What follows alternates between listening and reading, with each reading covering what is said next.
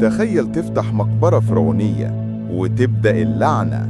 سنة 1922 لما عالم الآثار هوارد كارتر فتح مقبرة توت عنخ آمون، حصلت حاجات محدش قدر يفسرها. بعد أيام قليلة الممول الرئيسي للحملة مات فجأة، والسبب لدغة ناموسة. بس الغريب إن كل اللي دخل المقبرة بعدها حصل له نفس المصير: أمراض غامضة، حوادث غريبة، ناس بتموت بدون تفسير. الناس ساعتها قالت إن لعنة الفراعنة صحيت فعلا، والعلماء حاولوا يفسروا، قالوا يمكن بسبب بكتيريا نادرة كانت جوه المقبرة.